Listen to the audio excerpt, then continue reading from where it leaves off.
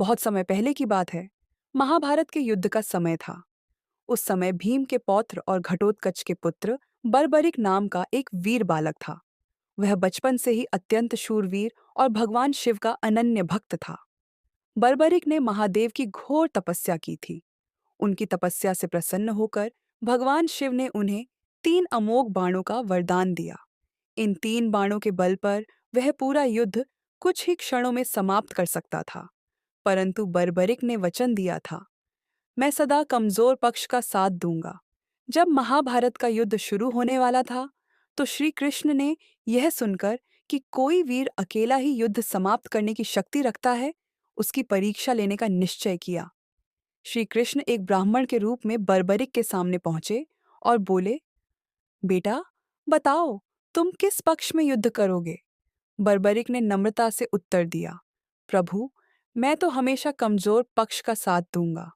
यह सुनकर श्री कृष्ण मुस्कुराए, परंतु उनके मन में गहरा विचार उत्पन्न हुआ। उन्हें समझ आ गया कि यदि बर्बरिक युद्ध करेगा, तो युद्ध का संतुलन कभी स्थिर नहीं रह पाएगा, क्योंकि जो पक्ष कमजोर होगा वह उसके साथ जाएगा, और इस प्रकार युद्ध कभी समाप्त नहीं होगा। तब श्री कृष्ण ने अपना विराट रूप धारण किया।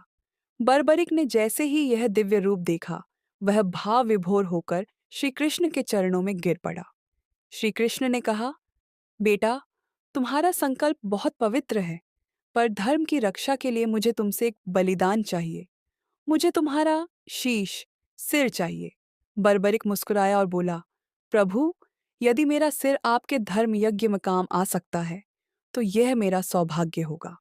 और बिना किसी संकोच के बर्बरिक ने अपना सिर श्री कृष्ण को समर्पित कर दिया। श्री कृष्ण ने आशीर्वाद दिया, बेटा, तुम्हारा सिर युद्ध समाप्त होने तक युद्ध भूमि के ऊपर स्थापित रहेगा।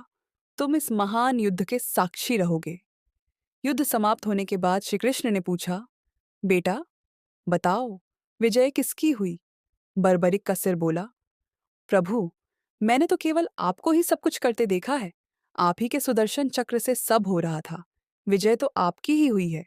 श्री कृष्ण प्रसन्न हुए और बोले, बेटा, कलयुग में तुम्हारी पूजा श्याम नाम से होगी। जो भी सच्चे मन से तुम्हारा नाम लेगा, उसके सभी दुख, कष्ट और बाधाएं दूर होंगी। तब से आज तक राजस्थान के खाटू धाम में खाटू श्याम जी का मंदिर है, जहां हर वर्ष लाखों श्रद्धालु सिर झुकाने आते हैं। वहां आज भी गूंजता है, धन्यवाद। ऐसी और कहानियों के लिए चैनल को लाइक, शेयर और सब्सक्राइब करें।